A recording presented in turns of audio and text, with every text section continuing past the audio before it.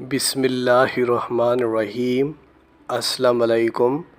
وظائف میڈیا کے پیارے دوستو، میرے پیارے دوستو، میں امید کرتا ہوں کہ آپ سب خیریت سے ہوں گے اور اللہ رب العزت کی رحمتیں برکتیں سمیٹنے میں مشغول ہوں گے۔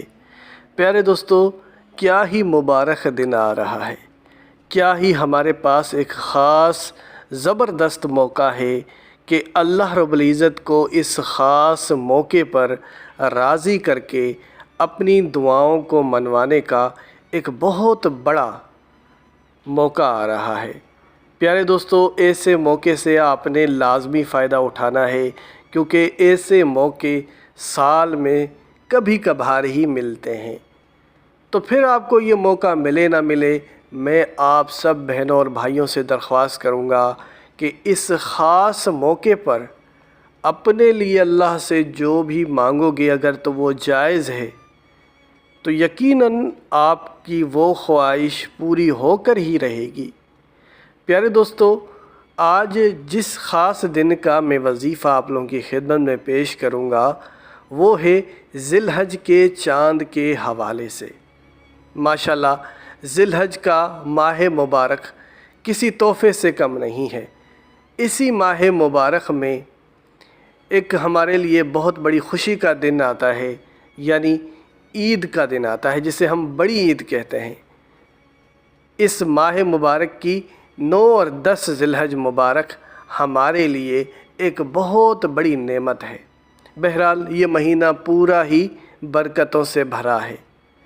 تو آج ہم آپ کو ذی الحج کے چاند کے حوالے سے، یعنی ذی الحج کا مہینہ جیسے ہی شروع ہو تو آپ نے یہ وظیفہ کرنا ہے، اور یہ وظیفہ قرآن حکیم کی ایک سورہ مبارکہ کا وظیفہ ہے کہ کوئی بھی مسلمان بہن بھائی اگر یہ وظیفہ کرے تو یقیناً کامیابی اس کا مقدر بنے گی، اور اللہ سے جتنا بھی رزق مانگے گا انشاءاللہ اللہ رب العزت اس سے کہیں دگنا عطا فرمائے گا۔ انسان تو اپنی اوقات کے مطابق مانگتا ہے، لیکن اللہ رب العزت اسے اپنی شان کے مطابق عطا فرمائے گا کہ کروڑوں کا سوال بھی کرو گے تو اربوں کے مالک بنو گے، کہ یہ ایسا معجزاتی عمل ہے۔ میرے پیارے دوستو، اب اس وظیفے کو کیسے کرنا ہے یہ ہم آپ کو بتائیں گے، لیکن اس سے پہلے کہ آپ سب نے مہمانوں سے درخواست کروں گا کہ جنہوں نے آپ میں سے ہمارے چینل کو ابھی تک سبسکرائب نہیں کیا، تو سب سے پہلا کام تو آپ یہی کریں کہ ہمارے اس چینل کو سبسکرائب کر لیں، تاکہ آنے والی ویڈیوز آپ تک بر وقت پہنچتی رہیں اور آپ ہماری ہر ویڈیو سے فائدہ اٹھا سکیں۔ پیارے دوستو، قرآن حکیم بے شمار صورتوں سے بھرا پڑا ہے۔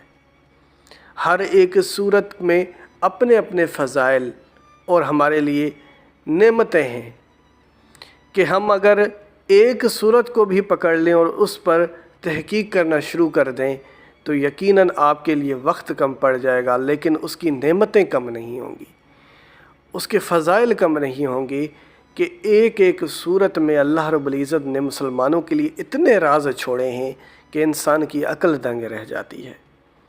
پیارے دوستو، میں آپ کو ایک چھوٹی سی صورت کا اگزامپل دوں گا، اور وہ سورہ مبارکہ ہے سورہ الکوثر۔ پیارے دوستو، یہ سورہ مبارکہ آپ میں سے کس کو یاد نہیں ہے؟ یقیناً آپ میں سے سب مسلمان بہنوں اور بھائیوں کو یہ سورہ مبارکہ یاد ہوگی، کیونکہ اگر ہم نماز کی بات کریں تو نماز میں سورہ فاتحہ کے بعد جو سب سے زیادہ پڑھی جانے والی سورہ مبارکہ ہیں اور مختصر سورہ مبارکہ ہیں وہ ہے، ایک تو سورہ کوثر اور دوسری ہے سورہ اخلاص، یعنی یہ سب سے زیادہ پڑھی جانے والی سورہ مبارکہ ہیں نمازوں میں۔ تو آپ سب بخوبی واقف ہوں گے سورہ الکوثر سے۔ آپ کے سامنے پڑھتا بھی چلوں تاکہ آپ میں سے بہت سے مسلمان بہن بھائی ایسے ہیں، بڑی بدقسمتی کے ساتھ کہنا پڑ رہا ہے، کہ نام سے ان کو اندازہ نہیں ہو پاتا کہ یہ کس صورت کی میں بات کر رہا ہوں۔ بسم اللہ الرحمن الرحیم۔ انا اعطینک الکوثر فصل لربک وانحر ان شانیک هو الابتر۔ یہ سورہ مبارکہ جب آپ کو میں نے پڑھ کے سنائی ہے تو ماشاءاللہ سے سب کو زبانی یاد بھی ہوگی، اور یہی سورہ مبارکہ کا آپ نے وظیفہ کرنا ہے۔ اب وظیفہ کیسے کرنا ہے اس کو تھوڑا سا آپ جان لیں۔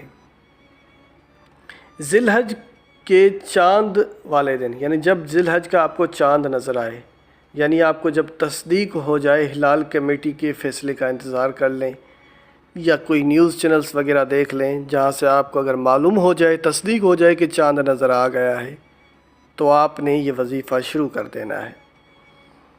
اور یہ وظیفہ آپ چاند کو دیکھ کر کریں تو زیادہ بہتر ہے، لیکن ضروری نہیں ہے کہ آپ ہر صورت میں آپ کو دیکھ کر ہی کرنا ہے، یہ بغیر دیکھے بھی یہ وظیفہ کیا جا سکتا ہے۔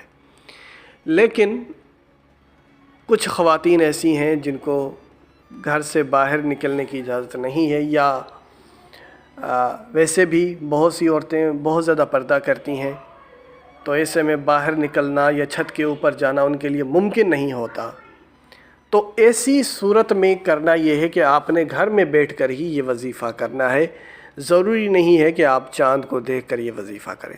لیکن مرد حضرات تو باہر جا بھی سکتے ہیں، اور اگر ان کو بڑی آسانی کے ساتھ چاند نظر آ رہا ہے تو یہ وظیفہ شروع کر دیں، اور اگر نہیں نظر آ رہا تو ان کے لیے بھی ضروری نہیں ہے کہ وہ چاند کو دیکھیں۔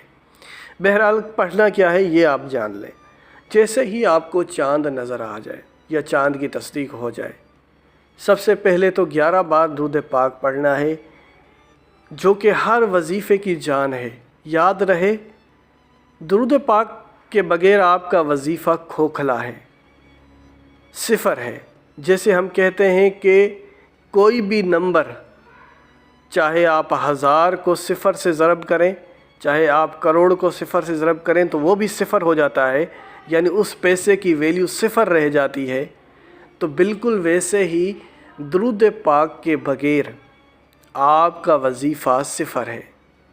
اگر آپ کسی وظیفے میں درود پاک نہیں پڑھ رہے ہیں تو سمجھو آپ نے کوئی وظیفہ ہی نہیں کیا۔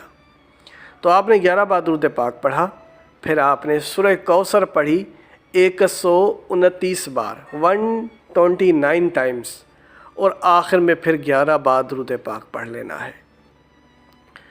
اب جب وظیفہ مکمل ہو جائے تو دعا کے لیے دونوں ہاتھ کھڑے کر دینے ہیں، اور اللہ سے کروڑوں کا سوال کرنا ہے۔ بے شک اللہ رب العزت کی ہی ذات ایک ایسی ذات ہے جو کہ آپ کو بے حساب رزق سے نواز سکتی ہے۔ تو ہمارا پورا ایمان ہونا چاہیے، اور مانگنے میں کوئی شرم نہیں ہونی چاہیے، کیونکہ اب آپ اللہ کے سامنے مانگ رہے ہیں، اب آپ اللہ سے مانگ رہے ہیں۔ انسان جب کسی انسان سے مدد مانگتا ہے تو پھر شرماتا ہے، سوچتا ہے کہ یار کس منہ سے پیسے مانگوں، شاید اگلا نہ دے۔ لیکن اللہ کی ذات کے آگے جب کھڑے ہوتے ہو میرے پیارے دوستو، تو جی بھر کے مانگا کرو، اور ہاتھ کھڑے کر کے مانگا کرو، جھولیاں پھیلا کے مانگا کرو، اور اتنا مانگا کرو کہ اللہ رب العزت کی ذات آپ پر ترس کھا کر آپ پر پیسوں کی برسات کر دے، اور ایسی جگہوں سے آپ کو رزق سے نوازے جہاں سے آپ کا وہم و گمان بھی نہ رہے۔ اسی کے ساتھ اجازت چاہوں گا، اپنا بہت سارا خیال رکھیں۔